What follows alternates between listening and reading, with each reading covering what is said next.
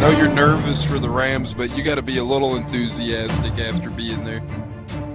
Bro, that game atmosphere was ridiculous. The energy, the electricity.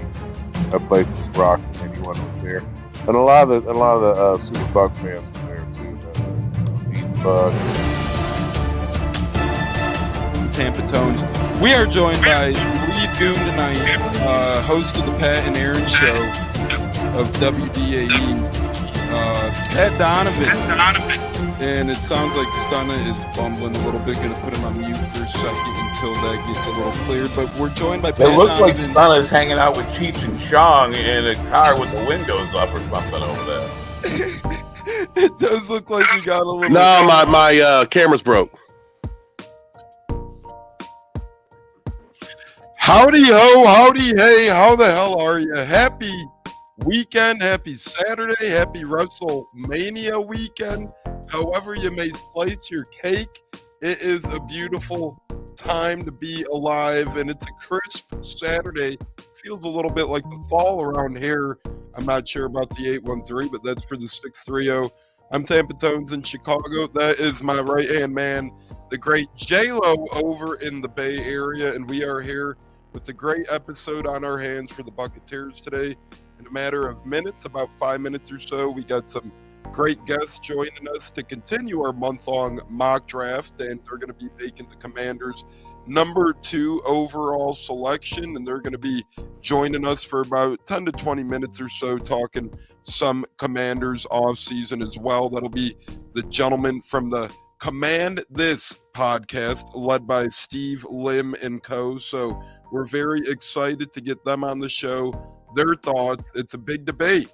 A lot of people think they're going quarterback. Who will it be? Jaden Daniels, Drake May, maybe a sneaky one, J.J. McCarthy. You never know. What we do know is the first overall pick from our month-long mock was Caleb Williams to the Bears, made by Juice from On Tap Sports. That episode is available everywhere you can find the pod: YouTube, Spotify, Apple, Google, and so much more. But J-Lo, first and foremost, welcome in, brother. Happy Saturday. And I know I'm happy because Randy Gregory looked happy, and anytime you got a new happy edge rusher in the city of Tampa, it's a beautiful thing as a Bucs fan. Hey, Tones, good morning, man. Nah, man, the hat game, man. He was rocking the creamsicle hat. I was like, okay. Hey, I like that, you know. Little chilly here today still, and I'm going to the Cubs-Dodgers game, so got to protect my big head from the cold. Oh, I hear you. It's really nice down here in Tampa. Like I said, just in taking advantage, enjoying it for now. Once the summertime comes, it's going to be nice and hot again. So that's why I'm skipping. That's why I'm skipping seeing you in the summer, and I'm going to come down there like a whack-a-mole in the fall and winter, popping out all over the place. And J-Lo and Tone's adventures will continue as, you know, we're growing a great brotherhood, and it's like family. So that's a wonderful thing when you get to do that with great people. We got Lucky Lucy Saturday in Florida. It's a sunny one there. Sunny one here as well. And the weather's getting a little better, but I was hoping for April 6th we would make our way into the 60-degree mark. So should I bring a jacket when I come up there later this month? You might be I'd bring a little something light because you'll probably not be used to it. You know what I'm saying? What's long sleeve weather for me might be hoodie weather for you, or jacket weather for you. You know, it's a little bit different. So I'd probably dress a little bit on the warmer side if I'm you. You never know. Me and my brother Joey were at a Cubs game last June, and it was a night one, but we didn't expect anything. We both had to buy sweatshirts because it was like in the 40s out. A guy's bachelor party was behind us, poor soul. You know, Christopher Cole, morning, fellas. Morning, Chris. How you doing, CC? Say big party, Tampa Bay Lightning. Yep, they clinched the playoffs. And today they have another business trip in Pittsburgh. I believe that's 2 o'clock Eastern, 1 o'clock Central. I could be wrong, but we'll get more into that after our guest joined the program here too. But a great day to be a fan of the Bay. Lightning clinching the playoffs. Quick thoughts on that, J-Lo, since somebody brought it up. Oh, it's awesome, man. Like I said, they've been on fire, man. They've been winning a lot of hockey games and beating some of these so-called, you know, prime teams going to the playoffs. right now they're becoming the team that nobody wants to face in the playoffs. And I'm pretty sure Boston doesn't want to be the team because they're a bitch. Yeah, and you know how that goes. Boston and Tampa seemingly developed pretty good rivalry based on the Red Sox and the Rays. You sprinkle in the Lightning and the Bruins as well. Bucks and Patriots were never a rivalry, but you know, us getting Tom Brady from them certainly sparked something there as well. MH, welcome in, saying Ray J Stadium seats need to be shaded. Yeah, that's something that Bucks have gone back and forth about, but you'd probably have to build a new stadium to do shaded seats, something along those lines, or heavy construction to the current Ray J Stadium. And I really don't have a problem with Ray J. I know it gets really hot down there, but it does give the fellas an advantage on the field. Yes, it gives us a great disadvantage watching from the seats, sweating our asses off. But at the end of the day, it's about what gives the guys on the field the advantage, and I don't think they want a lot of it shaded for the purpose of guys getting heat on the field, J-Lo. And speaking of heat, the Bucs cruise is underway. That looks like it's a bunch of heat right now. That looks like it's a bunch of fire. You got Ward Sapp,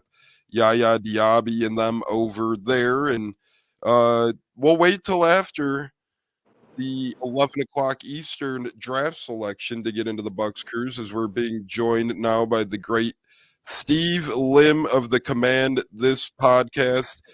Reach out to him, and he was well enough to join the program, and we appreciate that. Steve, how are you doing this Saturday morning, brother? Thanks for joining us, and excited to talk some Commanders football. You guys got a lot of things going on in Washington. Yeah, bro. Thank you for having me. First and foremost, appreciate the invite. I got my man Phil coming too. He'll be on here in just a second. But yeah, thanks for having me on the Buccaneers, and we are excited here in Commanders Nation. I think it's a new era here in DC, which we haven't felt in a really long time. So it's kind of nice and exciting for real. Yeah, and you guys got a breath of fresh air, you know, new ownership couple, you know, what feels like yesterday, but now, you know, Washington was entrenched in the same ownership forever. So it's good to see the franchise turn in the direction, and it's been fun to watch the journey, honestly. I was a fan of the Washington football team name, though. Real quick, what did you feel about the football team name? I was a fan. I would have kept it at football team at that point, but Commanders is growing on me a little bit. What say you, Steve? Hey, I don't know if you can see this, but I'm rocking a Washington football team little tank here. It was unique, right? So there's nothing like it. So to me, I liked it a lot. It was pretty cool. I could have stuck with football team, but some people get hung up on the name. It's just a name. The history and the heritage don't change for me. The colors don't change. So I'm not too worried about it, but I would have kept football team myself. What's important is the city stays the same, the Washington part, you know, and that's what's cool about it. So, yeah, you know, it doesn't really matter as long as y'all got the team and y'all have the Commanders, which is pretty cool. J-Lo, any questions or thoughts? I know they have more joining the program, so we'll wait to get into draft talk a little bit with our friends. Hey, what's going on, man? Thanks for joining the show. Yeah, appreciate you. Oh, absolutely. I'll tell you what, y'all guys are having a good offseason, bringing in a lot of players, a lot. Like, I've seen some pretty good additions. I like where your team's going. How do you feel about possibly competing in the division? Because I feel Philly's kind of up in the air right now. We don't know what they're really going to look like with these new coordinators. And then the Cowboys didn't really make any splash moves, so they're kind of still the same team. And then the Giants, you know, they're still up and down. We don't know where Daniel Jones is going to be. So I think you guys got a good shot at, you know, competing in the division. What do you say? Yeah, it's exciting so far. I think that it's still tough. I'm not going to predict like how we're going to do because we're a 4-win team last year. You don't just, unless you're the Texans, you don't turn it around that quickly.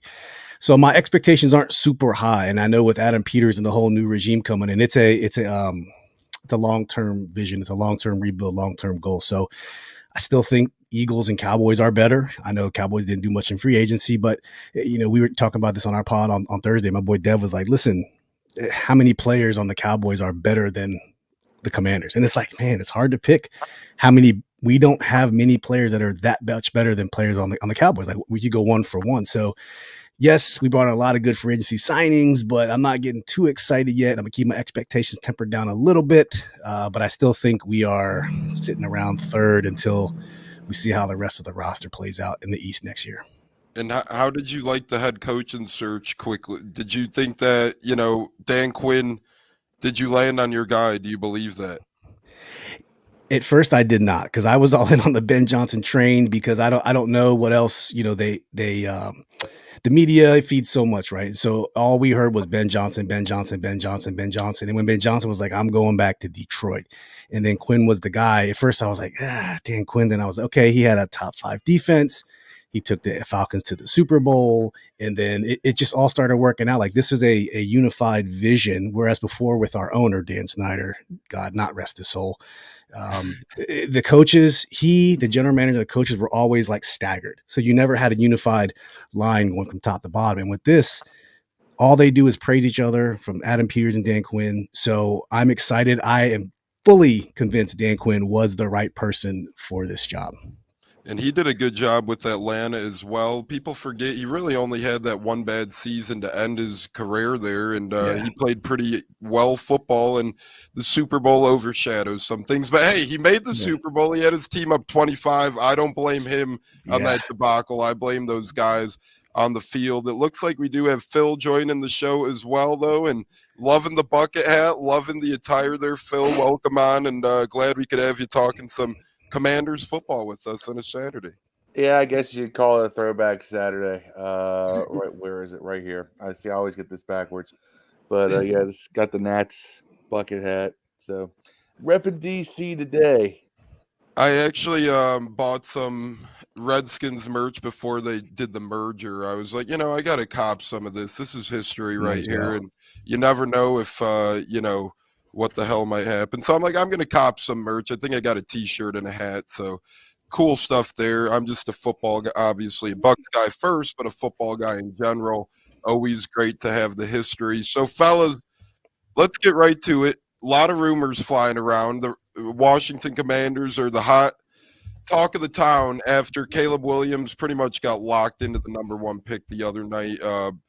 I don't know if you guys heard, but a Chicago radio station down here said he had dinner with the team. He met with the guys. He met with the brass. Pretty much seems official besides the announcement at this point, barring something tragic.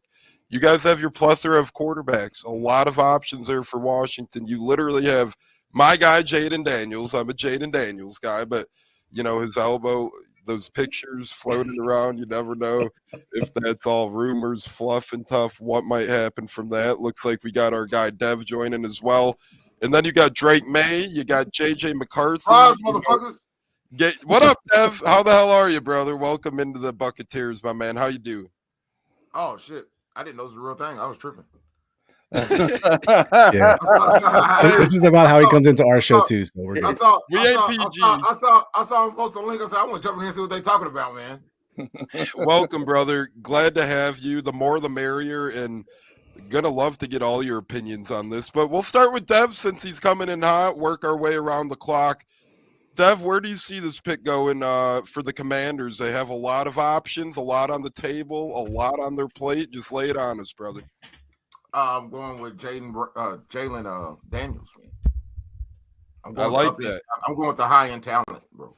Oh, I'd rather fail shooting for the stars than come home with some mid. That's my philosophy.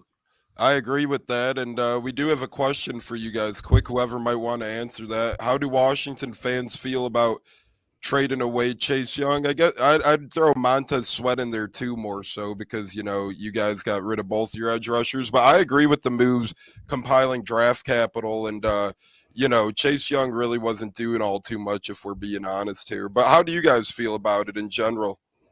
Well, I'll say this. Chase Young was doing more than people realize. Like, a lot of Montez Sweat's success, and a lot of the interior line success early in the season this year was because Chase Young drew so much attention to himself. I think if you look at just games he's played versus the rest of the NFL, in those games, he draws more double and triple teams than anyone. That and that includes an Aaron Donald. That includes a lot of guys, right, who are great edge rushers, but or even interior linemen. So Chase Young drew attention. Montez Sweat really came into his own, and we got a second-round pick for him. Realistically, you don't get high draft picks for players anymore in trades. You usually get a bunch of mid-round picks or something. But we got a second. We were kind of, we were like, oh, okay, that's a nice haul. Chase Young, his value was down because of the injuries they had to deal with. He was out for over a year straight due to his Achilles, or not Achilles, but ACL. So that did diminish his value. I do think that he was kind of coming around, but at the same time, if you kind of see the writings on the wall that you're going to do a rebuild, or as Dan Quinn and Adam Peters call it, a recalibration, it was nice of the outgoing front office and coaching staff to stock us with some draft picks on the way out. Yeah, I like that for you guys. Steve or anyone else, Dev, you guys have thoughts on that? And again, really a couple of years ago when you guys squared off with the Bucs round one, Chase Young was the talk of the town as well. And no taking away from what he brings to any locker room, that's for sure. You could tell he's a leader, and he really, I know, you got to win the division. The Bucs won it at 8-9 a couple of years ago, no matter what your record is. So kudos to him getting Washington into the postseason a couple of years back. Yeah, we won it at 7-9 a couple years ago too. It's nothing to be proud of, but hey, division is division. But I agree with everything Phil said, but I'm not sad that Chase is gone. The only reason is because we knew it was a lame duck season for the coach, the GM, all that stuff. So in years past, we would just let players go. We would never try to capitalize on what you could get for a player. Look at Kirk Cousins, perfect example, right? We just let the dude walk. We could have traded Trent Williams for a first round. We let the dude walk. So for them to actually get something for nothing, because they clearly didn't want him anyways, why not? Same with Montez. I love Montez Sweat, but like Phil said, we got a second round pick for him. So it's not that big a deal. We're clearly recalibrating, and they clearly want to restructure how they do things. Clearly the defense is going to be different. So get something for nothing. It's a win. Same with Sam Howell. Same exact thing. You knew you didn't want him. You knew he didn't want to be here. You got something for him. You got an equivalent to a third round pick. I'm all for it. And that's the kind of vision that the Adam Peters has, is you're actually transforming your team and instead of just letting players go relying on compensatory picks. So. Yeah, I like that a lot, and I'm always a fan of get what you can for players while they're here, because once they hit that market, you never know what the heck might happen. I know it's a totally different sport, but look at how bad the Angels fumbled the bag with Ohtani. You trade him at the deadline last year, you could get players and prospects, and instead they let him walk in free agency. They get nada if you let him walk. Same thing with the Commanders. Instead, you get value for Sweat, you get value for Young. They might not have been back regardless. So Montez Sweat was just chasing the bag seemingly anyways. He got it in Chicago. So, I like what the Commanders did right there. Our guy Michael Plus says, is Washington leaning Drake May? I guess we'll let you guys make the pick. We do have a lot of good questions pouring in surrounding the Commanders. So good stuff. But our guy Michael Plus is Washington leaning Drake May. We already had Dev select Jaden Daniels. So, Steve or Phil, you guys want to make? Go ahead, Phil. You go first. I was about to say, because I think I know what Steve's setting up here. So, I'm going to preface this by saying I don't mind either way. There's a lot of quarterbacks in this draft that I like. I see flaws with all of them. I wouldn't even mind if they traded back with the Vikings, picked up both of their first round picks, and used one of them, like the late round first round pick, to get Michael Penix, because I think everybody's sleeping on him because of the injuries. But we stay put at 2. I'm leaning Drake May as their pick. The reason being is that I think that Jaden Daniels is closer to his ceiling than Drake May is. I think if you're looking to make a quick turnaround now, you go Jaden Daniels. If you're looking for a full long-term rebuild, you're probably looking Drake May. A lot of people don't realize Drake May's got 2 years in at college. He's 20 years old.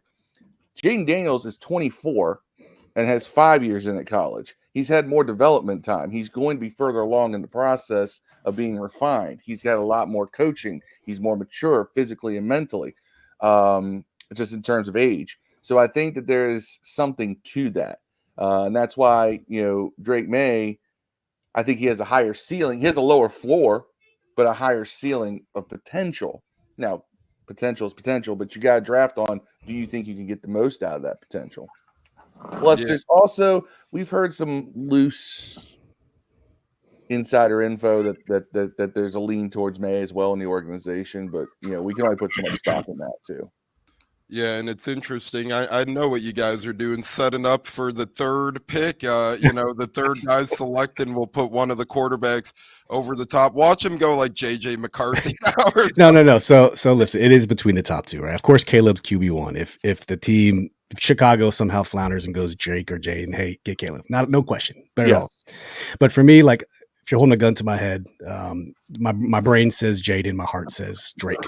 And if you're gonna ask me right now, you put me on the spot, bright lights in my face. I'm gonna say Drake May. But I completely agree with everything Dev said. The guy, he's ready to play now, and I completely agree with everything that Phil said.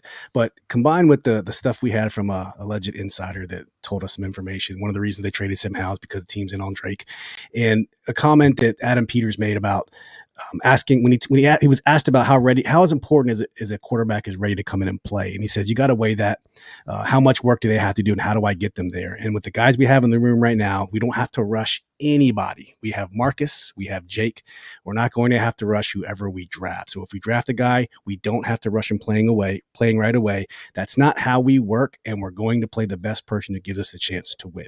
So with that being said, I would go with Drake May, just like Phil said. We've seen Drake do in 2 years what took Jaden 6 years. No shout against him, and Jaden's going to be a great football player. But I just think Drake May is probably more of what they're going for with this draft. I know that you have the whole Cliff Kingsbury air raid. Cliff says, I'm not running an air raid. I'm running a balanced offense. I want a quarterback that can move. No one said running quarterback, scrambling ability. So I'm just going to go with Drake May. But I think, honestly, I think we all agree, we can win with all of them. Yeah, I don't think there's a lose situation here, at least off the bat initially. We'll see years down the road how it pans out. But, this is a big three elite quarterbacks. We haven't seen this in quite some time in an NFL draft since probably the Josh Allen draft, but they weren't really more so elite. That was kind of musical chairs of who you're going to take first between Baker, Josh Allen, Sam Darnold, and the Lamar Jackson kind of crept in. Now, I will ask you guys this as well before we get to a couple more offseason moves here. One more draft thing.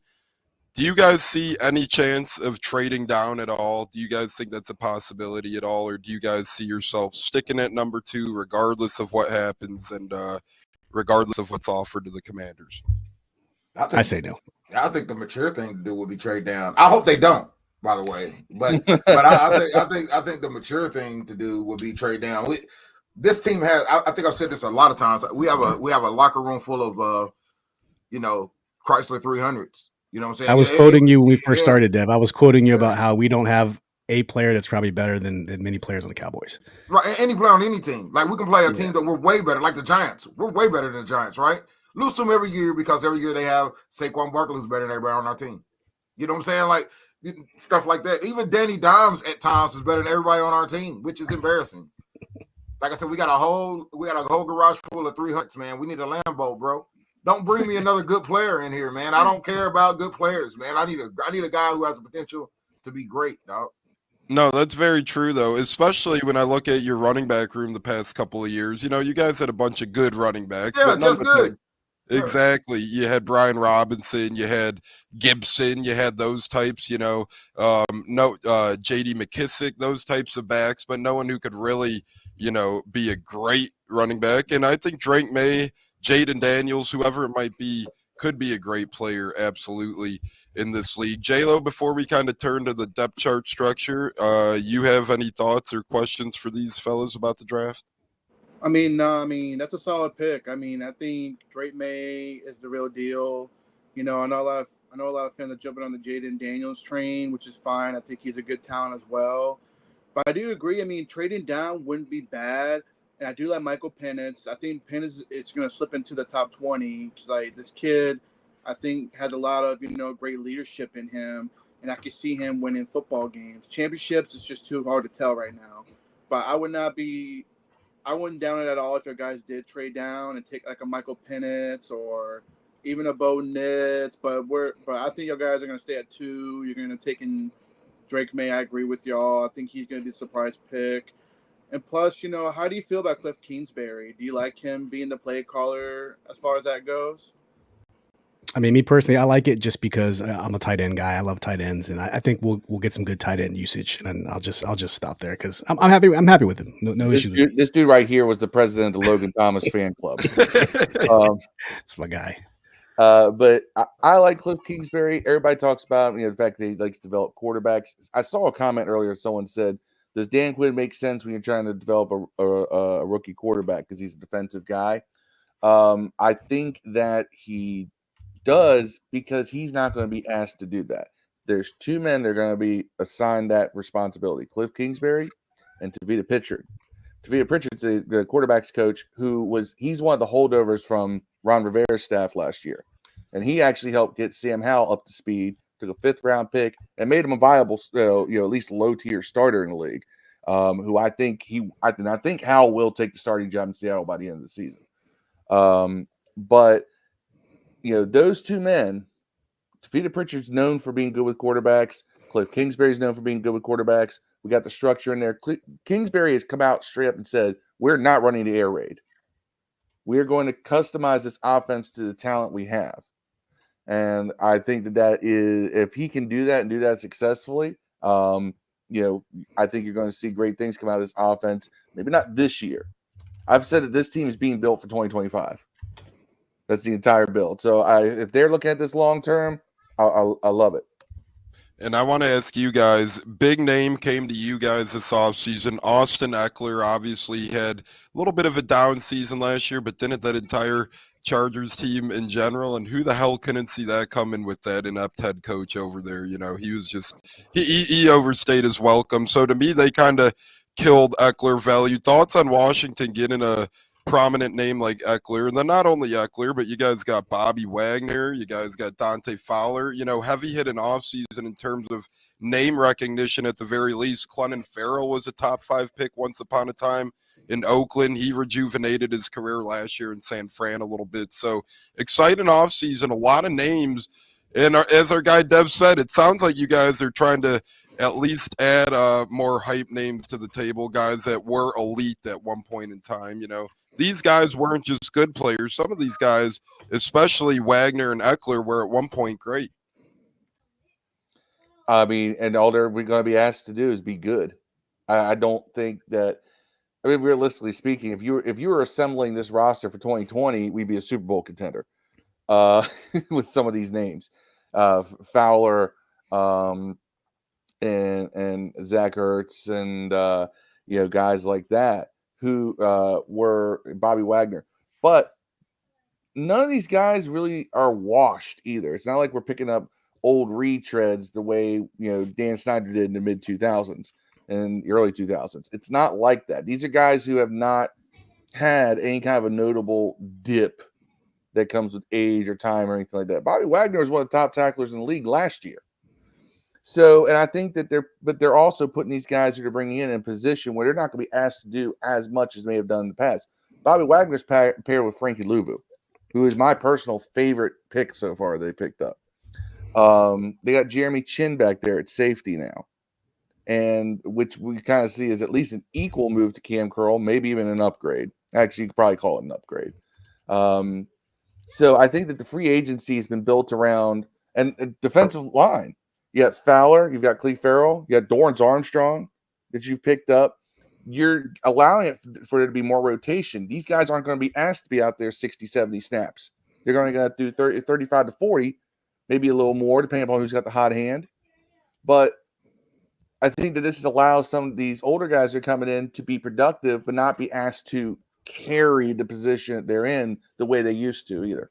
Yeah, and one of the things, just to tackle what Phil said, it's kind of different because people are actually wanting to come to Washington. The only time you get people to watch is if you lump out some big chunk of change and people want to show up. So to get Austin Eckler, for essentially like $4 million a year, the dude is one season off of 18 touchdown, and the year before that is a 20 touchdown. He had 1,800 total purpose yards, 1,600 total purpose yards in 2022. Just had some injuries last year. Yeah, so last year.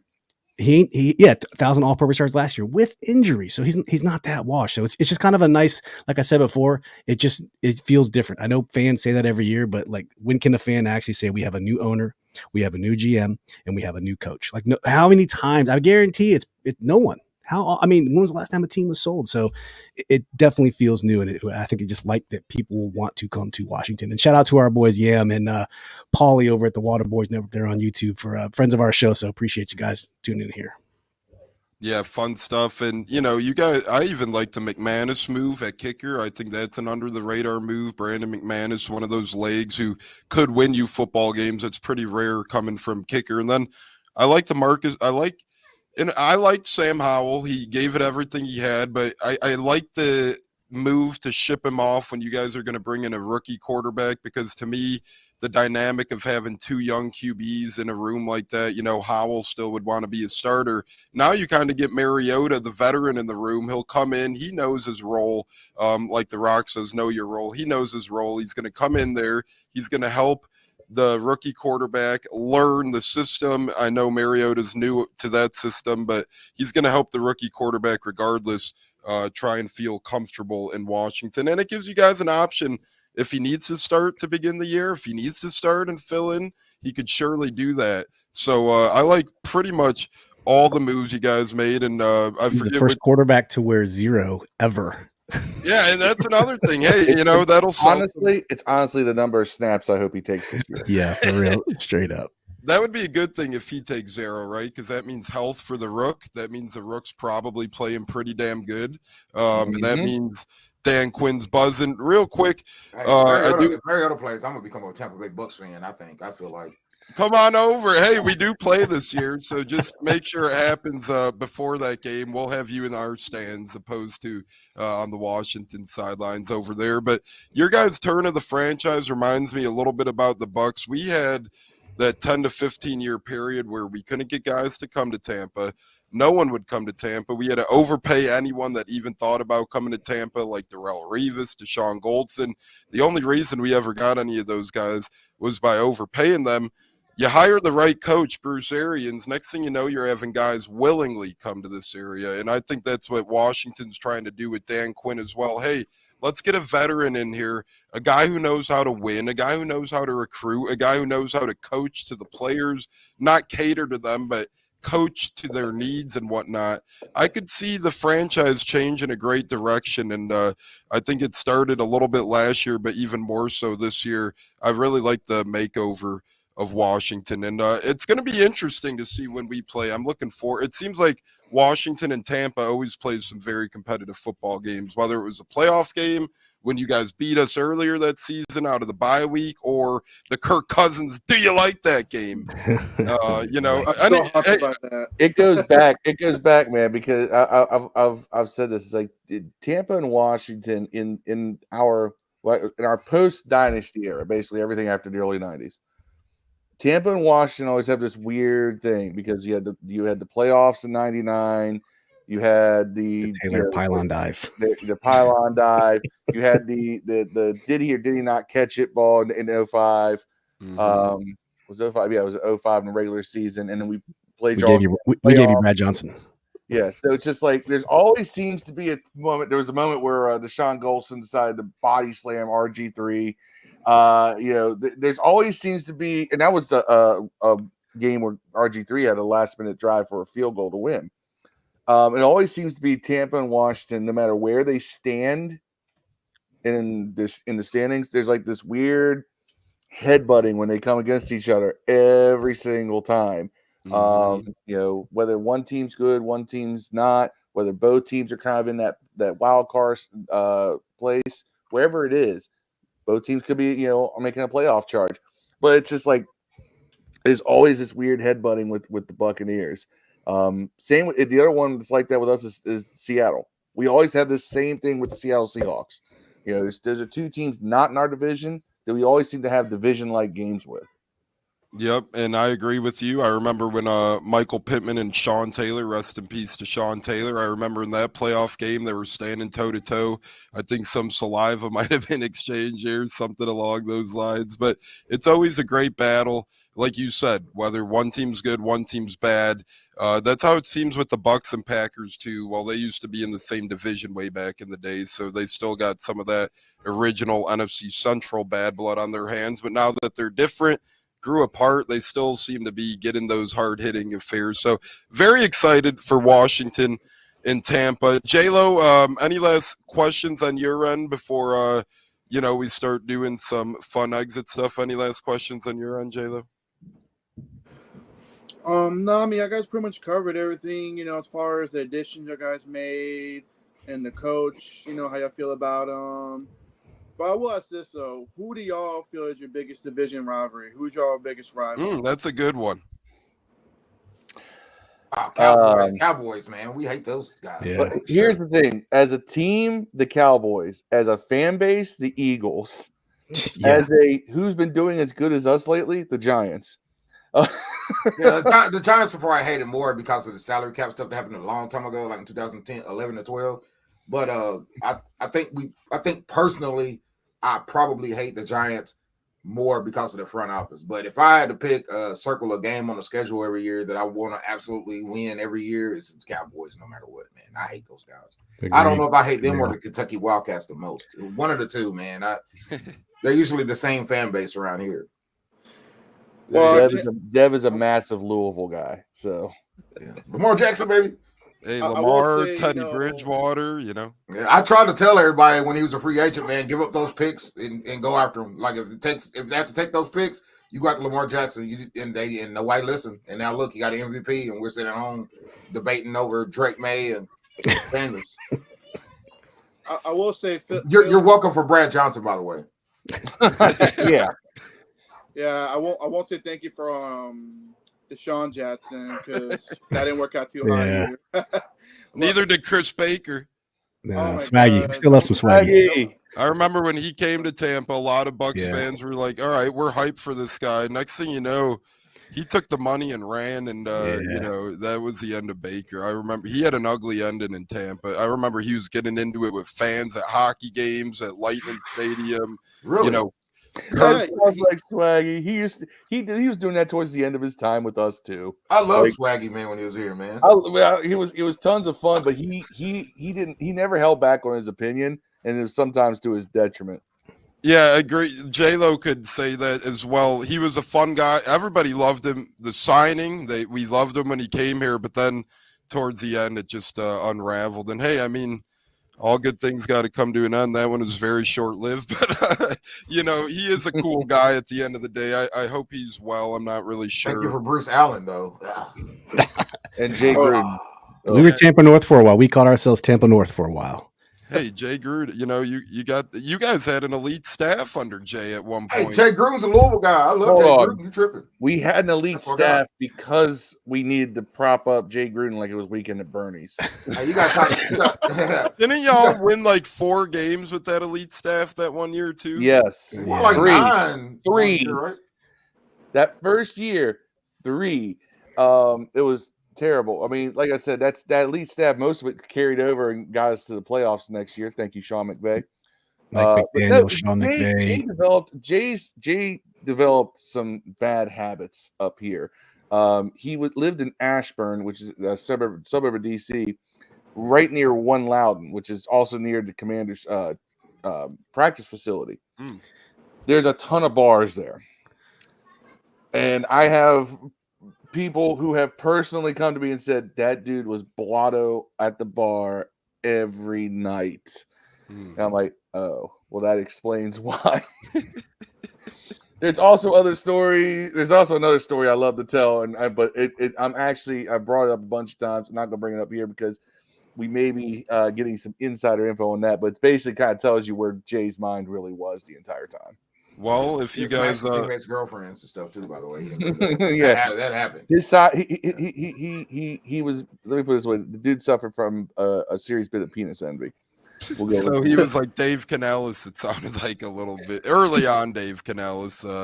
If you guys missed that story from this offseason, Dave Canellis, beginning of his football life, he was like, "Yeah, I was addicted to sex." I put no. He was addicted. He was addicted to having a side piece that worked in the office. Who was also smashing players on the team. Who was also sleeping with players, and he cut the one guy who was currently sleeping with his side piece.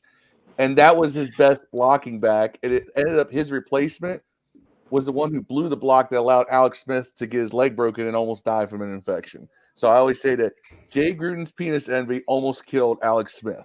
But he Butterfly is effect. but he is probably the second or third best player ever to play in Louisville. So I'm going with Jay Gruden. So I'll let y'all know this. Undefeated. Deb and I will never agree on this. That's some Scott Frost type Nebraska stories right there. Right, yeah. Scott Frost was a dog in Nebraska, bro. I used to like him and Tommy Frazier. Tommy Frazier was my guy. Tommy in Frazier was Nebraska, bro. GOAT, Ah. number 7. That's some crazy stories. I can't wait. Y'all will have to let us know when your Jay Gruden insightful pod drops. We'll be sure to get the word out there as well. And watch the one we had Pierre Garçon on the pod. Pierre Garçon, that's awesome, man. I remember him in Indy, Washington days. He was a great wide receiver. He had a bit of a Jay story, and then he pulled back at the last second right before he got to the part that really would have been incriminating. Like, Same with Kirk. He had some beef with Kirk about that. I don't know if you remember the kneel down game. He had a kneel down game, and then we beat the Eagles for the championship in 2015.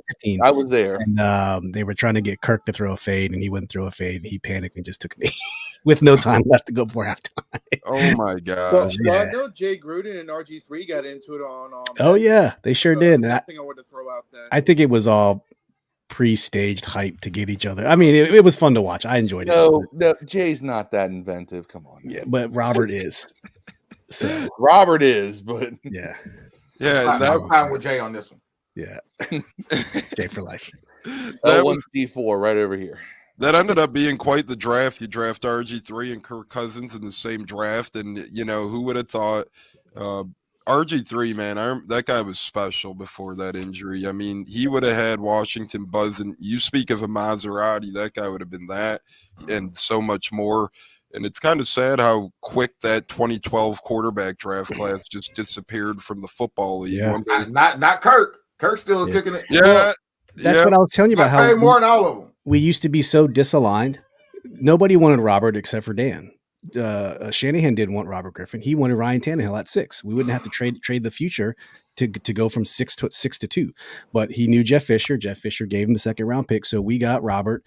And who else drafts a quarterback 3 rounds later that ends up being, borderline potentially Hall of Famer? Like that just shows you how bad we've been off for many, many, many years. Well, not only crazier is Tannehill. Dwayne Haskins was the same thing. Nobody in the front office wanted Dwayne Haskins except for Dan Snyder. Yeah, because their Dan kids Snyder went to high basically school. ran in off his yacht to make that pick and then ran away.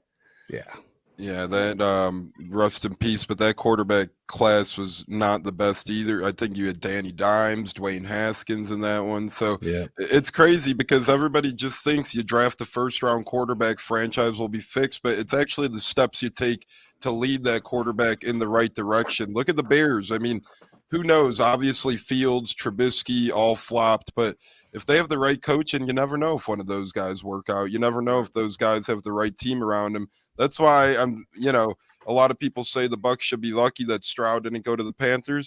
I'm sure the Panthers and David Tepper would have found a way to ruin C.J. Stroud just like they have all these other cats in the past. And seemingly in the past, Washington, Tampa have met a lot of times in the past. We're going to meet in the future. We got our friends from the Command This podcast right now live on the show for a couple more minutes here, fellas. Gonna leave you with one question, and I hope to get you guys back in the season, hopefully around Bucs Commanders week. Not sure when they play yet either, and I'm gonna link all your guys' X's or Twitters, whatever the hell you want to call them, in our bios. So hopefully some people will start leeching onto your guys' show, because we get a lot of followers and stuff who go, hey, we just want to watch football stuff, name a podcast. Yeah. So definitely got our Commanders 1 in store now with the Command This podcast. But don't let your kids watch. What happened, Dev? Don't let your kids watch. Hey, yeah. We're the spicy uncle of the Commanders podcast sphere. Yeah. We also have OnlyFans too. If y'all were. I don't want to see Jay Gruden on that, please. Yeah, Phil's on there, man. The husky muscle. You gotta. Hey, J-Lo, take notes. We'll keep that in mind. We're shooting exclusively from a P. Diddy party. I'll take plenty. I got my special pen down here. A P. Diddy party. Oh my God. Y'all are nuts. I love it, man. Y'all have been a fun time. We usually get little bit as a bad uncle. If we have a loss and we come on, that's usually when we're unleashed. But we still have our fun and drop our things. But we're worse when we win. Oh, you don't want to be part of that. We're like old girl from LSU. We're like, yes, when we win, we'll see that. Angel Reese and Yeah, we're like motherfuckers Andrew out Reese. there. Yeah. Hey, that's awesome though, man. You guys are all a hoot. I'm glad all three of you were able to make it on. You guys are a lot of fun, and like I said, I can't wait for that Jay Gruden story podcast to come out. And incredible, you guys had Pierre Garcon on, so it seems like you guys are doing some really great stuff. I noticed you guys have near 11,000 subscribers on YouTube, I believe. So pretty damn good shit there, fellas. And we look forward to continue tapping in with you guys. And I know a lot of off seasons left, but we'll start with you, Steve. If you had to guess right now, today, the fate for the Commanders' 2024 season, fill in the blank. You see it playing out as blank. I see it playing out as a 7-10 season. A promising, we're way better than last year, and we got something to look forward to. I like that a lot. Dev, how do you see the season shaking out, brother? I see us. If we pick Drake May, we're probably gonna be looking at Shadir Sanders next year, man. We're gonna be picking. I'm just saying, bro. We're gonna be picking in the top 5 again next year. I said we win 4 games next year, man. I'm gonna be honest with you. It doesn't mean we're worse. Like as far as the players, I think it's gonna take a while to get the system into play. It's gonna take a while to find guys that we want to start. I do see an improvement in some areas, but man, look, you don't have any tackles yet. You don't have a quarterback yet. I gotta see after draft, man, what y'all gonna do. But right now, if I were to predict 5 wins, man, 5 12 or something. Hey, the draft could make or break you. So you draft the right way, that could elevate your season. Last year, the Buccaneers draft was so good, it got us to where it was. We had 3 undrafted free agents starting in that playoff game, or at least playing big roles, over 50% of the snaps, I should say, in that playoff game. How do you feel about the? I don't know if you talked about this before I came on here. How do you feel about Evans getting the bread, man? I like it because the Bucs, in our history, we've never really let guys finish their careers here. Some of them, yes, but look at Warren Sapp, how that ended. That was brutal. A lot of fans got muddied waters over that. We let the likes of John Lynch go, and he had a Hall of Fame type career in Denver. And I think those type of things just kind of scarred Bucs fans into saying, hey, if we let Evans leave, he still has some football left in the tank. He could go home to Houston. He's just done so much for us as well. And if you look at his contract, it came out initially as a pretty fat contract, but over time, all the details came out and stuff. Actually, a pretty team-friendly deal. In terms of base salary, him and Godwin are making similar dollars in terms of their base, but then Evans has a lot of incentives and whatnot built in. So I am glad that a guy like Evans gets to, hopefully, knock on wood, finish his career in Tampa. It is only a 2-year deal, so we'll probably have to do this all over again in a couple of off seasons. But with that being said, I think J-Lo could agree as well. Man, that day was a great day to be a Bucs fan. Agree. And the number one thing about Mike Evans that other fans outside of Buccaneer football don't understand is that he's not a diva. He doesn't complain. He doesn't go out, and say, give me the ball. He is a true team player. He wants every player to get the bag. He wants to win. He's focused on winning by working together as a team, not being the team.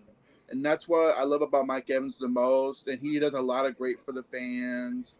And that's why he's well loved, and that's why I'm glad he's a Buc. We're lucky with him and Godwin because they're not divas. Usually the wide receiver position brings you the Deshaun Jacksons, the Terrell Owens, those types of the world. With Chris Godwin and Mike Evans, we have very little to worry about as Bucs fans. These guys are good humans, good guys, and even better football players. So I'm excited that both of them get to have another year together, and they're great. And I think we can relate to that because we got a couple guys that are like that too at wide receiver, like Terry McLaurin. I was just gonna say I love Terry McLaurin. Terry, I will say this: when he got his contract, he has stepped up the spice a little bit at times in some of the things he says, but it's one of those things where he's a wide receiver. It's very tame for a wide receiver. It's just spicy for him. But it's like he took the heat level from like a 0 to a 1. But I guess he feels that he's established now. He needs to start speaking out a little bit more. But it's Terry still. I mean, Terry is just like the definition of work ethic. You never hear anything really like that coming out of Jahan Dotson's mouth. I mean, we'll say it's one thing. Ron Rivera's holdovers are from the guys who are going to remain on his team. It's a lot of quality guys, like character-wise, guys you want in your locker room. I think Terry's overpaid, bro. I can't name another receiver making $23 million a year that Terry's better than, bro. Like I mean, I'm just being honest with you. Name another player making what Terry makes that Terry is better than. What does Calvin Ridley make? Because I'd rather less than Terry. But I bet it's more productive too. Nope. True, but I'd like to see Terry with that next level quarterback. I know what you're saying as well. He might be overpaid, but Terry's really never had a quarterback to put him over the top, and he still produces. He had a quarterback that led the league in pass attempts, and still had to play at the very last meaningless game to get 1,000 yards. Like that was forcing him the ball to get 1,000 yards, and you had the team that led the league in passing attempts. Come on, man. Like it's always an excuse built in, man. It's always going to be an excuse. Like I don't think Terry's bad. I don't think he's a bad player. I just think, man, $23 million, man. I haven't seen $23 million stuff. That's fair. What I mean? That's all I'm saying. I don't think he's a bad. I think he was on Tampa Bay, he'd be a number 2. If you had to spend the majority of your career bailing out Taylor Heineke, you deserve $23 million. If Terry McLaurin was on Tampa Bay, what receiver would he be? He'd be right. You had to take a breath. He'd be Well, we're different though. We got Godwin and y'all different. Y'all got some Ferraris in the driveway. We got Chrysler 300s. That's what I'm trying to tell you. He does reminds me of a Godwin type though. Yeah, Terry McLaurin's at least an R8. You're gonna pay Godwin $23 million a year. I'm sure someone's going to next year, whether it's the Bucs or elsewhere. That's a polite way everybody was saying you're right. That dude sucks. Now, hey man, I'm looking at least an Audi R8 now. Let's not put him in Chrysler 300. He doesn't suck, man. But he's in a Chrysler 300 is a good car, man. My neighbor's got one. That thing is nice. It's murked out, black rims. I think it's dope. But if you pull up next to a Corvette, you're like, you don't even notice that Chrysler 300. You know what I'm saying? It looks just like a Phantom. Yeah. So a Phantom show up. I get what Dev's saying. He ain't a Daewoo. You know what I'm saying? It's hard to argue both sides. I get what Dev's saying because you would like to see a little bit more for that money, but at the same time, it's hard to argue with who he's had to work with, the offense that's been around him, the staff that's been around him. You just said if he went to Tampa Bay, he would be who? He would be who? Who's y'all second receiver? What's his name? Chris Godwin. Yeah, come on, man, Chris Godwin. Hey, like they was trying to get Brandon Ayuk, right? Brandon Ayuk might be better than Terry. Yeah, that's an interesting situation. San Fran, same thing. Yeah. But if you guys I like Jahan Dotson a lot. Penn State receivers are nice. I think his craft could be worked on, and I think he'll be a better weapon this year as well. But whether it's Terry McLaurin, Jahan Dotson, or one of your guys' offseason moves, I do like the direction of the Commanders in general. I do think you guys are making the moves to try and get to competitive nature from the start to end of the season. And hey, this year might be a little rough in the waters. Maybe not, though. We've seen quick turnarounds before. We've seen it just last year with Houston. Not saying that's easy, not saying it's likely. We've seen the other end of the spectrum as well, Panthers with Frank Reich. But all in all, fellas, last words for the pod. It's been incredible. We'll start with you, Steve, and then we'll work around. Steve, it's been awesome. Kind of let the people know where they could keep up with you guys and any good stuff you may have in store coming up. Yeah, appreciate you having us. Shout out to Yam and Marcus and Paulie from the Water Boys for jumping in on Yam. And yeah, you can find us at _this on Twitter, X, whatever you want to call it. All of our socials are in there. And if you just Google Command This Podcast, we're on, audio, YouTube, Facebook, all Instagram, TikTok, all the socials. So that's where you can find us and OnlyFans as a whole. Not yet. We're getting there. Hey, OnlyFans. I've seen your guys' motto. It's more. You guys talk more than sports, so maybe that's where the OnlyFans comes into. Maybe after midnight, something happens over there. Yeah. On Well, command. you know, one of the biggest DC sports fans is Mia Khalifa. We're still trying to get her on. Oh, hey, that would be awesome. I know That was Tampa Sports Radio. They get Lisa Ann on every Friday during football Oh, season. there you Oh, go. she's old, man. I like Lisa Ann, though. You know, Lisa Ann looks like she got good credit. yeah, she's something. I mean, she's a nice lady. We'll put it like that. But now she's a quote unquote fantasy football expert. Kind of funny how the hell that shit works. But Dev, any last words for the program? You were a hoot, brother. Always a pleasure having guests, and you were great. I appreciate it. Love being here. Tampa Bay is a pretty cool place too, man. I used to. Well, I went to Florida A&M one half a semester, I guess, where I got kicked out. but you know, thank you for having us. But again, Steve told you all the places you can find us on X/Twitter, Instagram, Spotify, all that. I'm at hello. I'm Dev. LO_I'm _Dev at Twitter. Just follow us, man. We like to have fun with the sports stuff, man, and roll with the punches, man. So hit us up anytime. We definitely want to have you on as guests when we play Tampa Bay. For sure. Switch back and forth on that one. Pre-game and post-game. Let's go. Yeah, we'd love to do that. We'll always make it happen. We got like a squad of 7 of us, and you know, people come and go on shows. Me and J-Lo are usually always here. Then we have 5 others that are hopping in and out and all about. So we'd love to make that happen. And what are y'all doing on draft night? Draft night, J-Lo's actually coming up my way, and we're hanging out. So if you guys need some words or some, we go live day 3 of the draft usually. For whatever reason, that's kind of been our tradition. Kind of the boring day, we review day 1, day 2. We do the guts and the glory and all the tough talk, and so we go live day 3. It's competitive out there night 1, man. You got a lot of people out there with pods and shit. It ain't easy out there. Hey, you come over to our neighborhood, man. We drink, smoke, laugh, make fun of people, roast yam. You know. Let's actually. Hey, I'm down, bro. So I'm on X at Phil Credible. But draft night 1, if nothing else, we're bringing in a special fan of ours. Now, how you want to define special, we'll leave that up to your own definition. He may ride a short bus. He does drive an Uber, but he's a Skins fan, Commanders fan his whole life, but he's also the biggest LSU mark. He has spammed every group on Facebook 6-7 times a day with Jaden Daniels propaganda.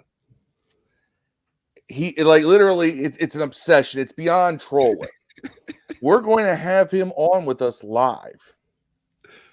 And the thing is, either you're going to see orgasmic joy come out of a human being, or you might see game over Minecraft style if we pick Drake May. Or if we trade back. If we don't pick Jaden Daniels, that screen may go black real quick. Either way, it's going to be something special. Oh, man. That sounds like fun. Night 1. We'll give you guys a shout out from our X, Twitter, whatever the hell, the Great Debate X or Twitter, whatever the hell you want to call it. We'll give you guys a shout out. I'm interested. Kind of hope you guys don't draft Jaden Daniels now, just to see the reaction, bro. You know what I'm saying? It'll be a meltdown. Personally, for the content, me too. But I don't want to see anyone lose a life this young. I mean, I hope it's JJ McCarthy. That'll be really crazy. At number 2, don't even trade back. Just pick Jay McCarthy. We pick JJ McCarthy at 2. Oh my God, this place. The implosion will be insane. It'll be like the white guys in the crowd on Tyrone Bixby on Dave Chappelle when they found out he's a black guy. That's what it'll be. Hey, wait! They might trade Terry and draft Marvin Harrison number 2. And I would do it. I mean, he's probably just as good today and cheaper. I would do it. Yeah, perfectly fine with that. Yeah. I like Marvin Harrison Jr. Or Hurd. He's going to be a stud regardless. But you guys are all awesome, fellas. The three of you have been great. Sorry for keeping you so long. I'm going to have to put you No guys worries. on the payroll soon unless we end this puppy. So, but whether it's been Dev, Phil, Steve, you guys are all great, fellas. I look forward to keeping up with you guys on the socials. On draft night, we'll give you a shout out. Jay Gruden, let us know when those talks come about. All that fun stuff. And certainly we'll have you guys on again, hopefully before Bucs Commanders. But if it's until then, it's been great, guys, and definitely going to follow you all and plug you all on the socials. So it's been awesome, fellas. Thanks for having us. On. Yeah, Steve, Phil, and Dev, you guys take care. And I guess we'll mark the Commanders pick down as Drake May because it was 2 against 1. So for our podcast's sake, we'll put you guys down as Drake May. But Dev will remember where you stood just in case Jaden Daniels comes out to be superior. Remember when we drafted Drake May and this dude Daniels becomes Lamar Jackson, man, I'm going to cuss everybody out again, man. I can't wait. I can't wait to prove I'm right. Yeah, and I know Bucs running back Rashad White, he played with Daniels at Arizona State, so he's a huge fan of his and has been advocating for him. So we'll see how it goes. Draft night right around the corner. But fellas, take care. I guess don't act or act like Jay Gruden tonight, depending on how you want to celebrate your guys' weekend. And you guys have a great rest of your Saturday, and it's been a pleasure, fellas. Same. Thank you. Take care, fellas. Peace. Thank you. Peace. Thanks again, fellas. Stay blessed and stay healthy out there. That was the Command This podcast. All incredible fellas right there, J-Lo. That was some of the most fun I've had in a while. We've had a lot of great guests, a lot of serious guests, but that one was more fun to me. Oh yeah, definitely. Like a family barbecue. Just kick back, talk football, talk a little shit. I mean, that's the kind of fans I like. Be upfront. At the same time, I have fun. It is just a football game. And just awesome stuff, man. Oh, absolutely. Like I said, it went from a sports pod to a comedy show for a little bit. Bring in some comedy, bring in some enjoyment to the fans watching. But it was all like good coverage too, with just a twist of laugh. But it was knowledgeable shit. It wasn't like just stuff thrown against the wall. No, and then plus we kind of learn more about where the Commanders are going and we'll be playing in this season. So depending what week, hopefully it's not week 1. Hopefully it'll be more of a middle the type. Let both teams kind of get their feet wet, and then should be treated on a good game. On my opinion, and and I liked how they acknowledged Drake May a little bit more because Jaden Daniels has been favored to be the next quarterback taking, but I kind of agree with him. Drake May, I feel like would be the better pick. I even have a doctor friend at work who is a big Washington fan, and even he told me earlier this week that he likes Drake May over the others. That's what he told me.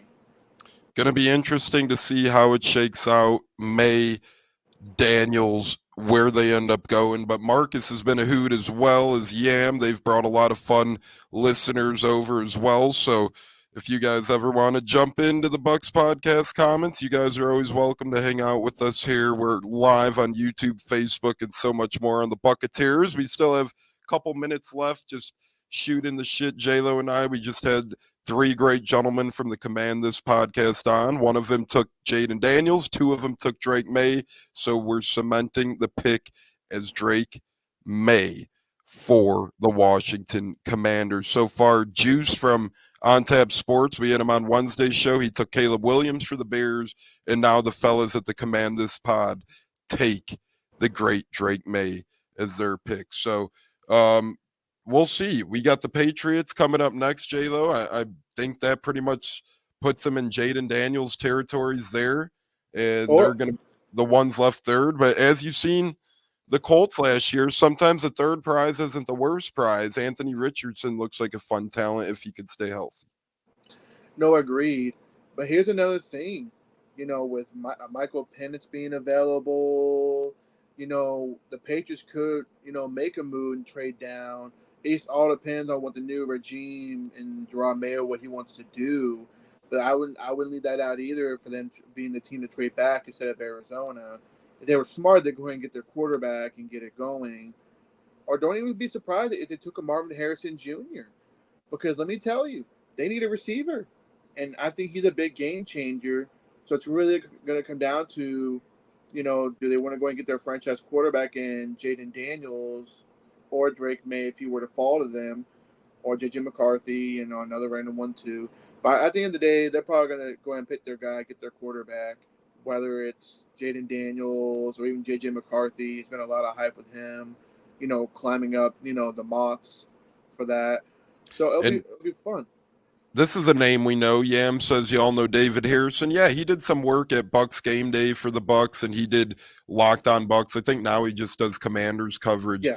I don't think he does Locked On Bucs anymore either, but he's a cool guy. I was thinking about reaching out to him, but honestly, I saw the Command This podcast, and they're the only Washington people I reach out to, and they just seem like a great time. So I was like, David Harrison's cool, but Bucs fans, I just think got rubbed the wrong way by him a little bit because not in a bad way, but when you're covering two teams at once, it's like having two quarterbacks. It's like, who the hell are you covering? So it's always fun to have actual fellas like Dev and Phil and Steve on to talk some fun stuff. But J-Lo, speaking of fun stuff, we just got little few segments left here. Bucs Cruise.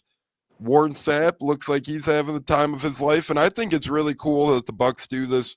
For those unfamiliar, the Bucs get a cruise together every year now. This is their second year doing it. They're doing it through Royal Caribbean Celebrity Cruise Line this year.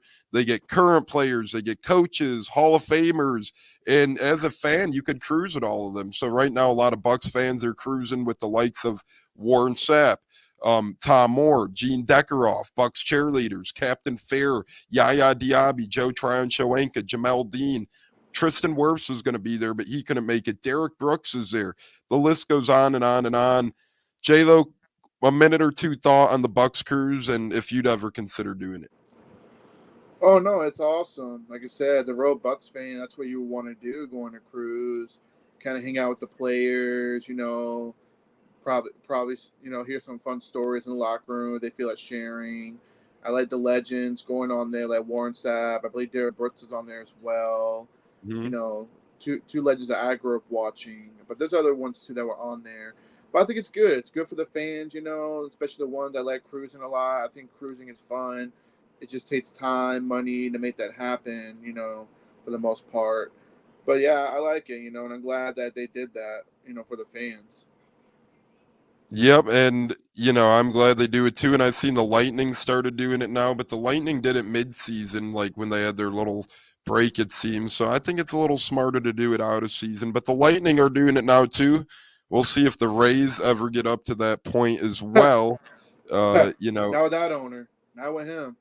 They'll probably take a 24-hour river cruise or something like that, something over there. But J-Lo's, whether it's the boat cruise, river cruise, or we're talking about The Rock, all fun stuff. And speaking of The Rock, he said he was watching Jalen Hurts playoff film, and it was little to be desired the other day. So maybe he's a Bucs guy, or do you think that's more wrestling back and forth? Oh, he was just dissing the city of Philadelphia, just getting under their skin, about Jalen Hurts. But it was fun watching him, talk trash about him. You gotta love the people's champ, man, the final boss, man. It's gonna be fun watching him tonight, seeing him in the ring, at his age, and hopefully the guy don't pull a leg or or get injured like Shane O'Mac last year trying to jump over people. But no, I mean, it's good to see him, this and that, and to get some of the Bucs fans excited, because we were the last team they played and we just knocked them out of the playoffs. So you gotta love it, man. That time of year, Wrestlemania, wrestling fans, you never know what's real, what's fake, but The Rock seems to be a Bucs fan. We'll see how that goes. J-Lo, it's been fun, though. It's been a great Saturday show, and it's been a lot of fun talking Commanders football, Randy Gregory, the Bucs cruise, Wrestlemania a little bit, and meeting some great friends and, Washington friends, Dev, Steve, and Phil over there. So, J-Lo, take us home. Final word for the program. It was a really fun one to me. No, agreed. And plus, it's good to have other fans to talk to, and we need to get them on for either the pregame or go on their pod, whatever they feel comfortable with, or maybe a post game, Well, I don't know. I mean, if we lose, I don't know if I want to talk to them. But but anyway, it's a great weekend, people. Enjoy the weather. You know, lots of sports going on. We got Wrestlemania night 1 and 2 the next couple of nights. And then also we had the Lightning playing around 1 o'clock our time over here in the East Board. And plus more good sports. You got UFL as well, you know, if you want spring football. And, you know, that's about it, man. Stay blessed, stay healthy, and, you know, stay out of trouble there, Tones. I'm going to Cubs Dodgers today, so I get to see Ohtani take on Wrigley Field. That'll be a lot of fun. And once again, the Commanders pick by the Command This podcast, Drake May, quarterback, North Carolina. So now we have the Bears with Caleb Williams, the Commanders with Drake May. And yeah, J-Lo, I agree. Definitely during Commanders Bucs week, we're going to have to chop it up with them, whether it's on Buccaneers, whether it's on Command This, and everything in between. But it's been a lot of fun with you, brother. I know you're Disney bound today or tomorrow, so you and the daughter have a great time, and stay safe and stay hydrated with some good stuff out there regardless. And have a blessed weekend watching WrestleMania, March Madness. Continuing doing draft coverage. And remember, everybody can follow the Command This podcast on X and Twitter. We're going to link their Twitter after the show. And Dev, Phil, and Steve as well. We're going to link all their bios and whatnot. So if you guys want to keep up with all those cool guys, you can as well. Certainly we'll have them back in the future. But next up, we got the Patriots on the clock. Next one, we're going to try and do like 3 or 4 picks. The first couple were cool because it's like figuring it out, filtering it out. The Commanders was a big one because it's like, what direction will this draft go? And now it's kind of more mysterious from here on out. Besides the third pick, it seems like it's going to be a QB, but we hope to get the Patriots pick in, and let's see what other picks we might be able to get in. Patriots, Cardinals, and Chargers, and Giants. We're honestly going to hope to do all 4 of those in the next show. Patriots, Cardinals, Chargers, Giants. I think I got a guy for the Giants already. I think I got one for the Patriots, and I think I could get one for the Cardinals too. That leaves us with just the Chargers. But nonetheless, J-Lo, 3-2-1 touchdown Tampa Bay. It's been incredible. Commanders and Buccaneers collab. You have a great weekend, brother. Fire the damn cannons. You too, bro. Stay blessed, man. Go Bucs.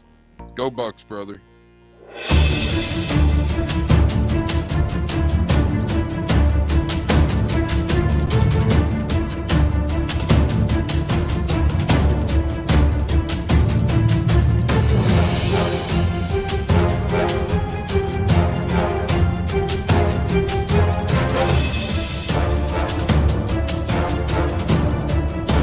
Game on Sunday, man.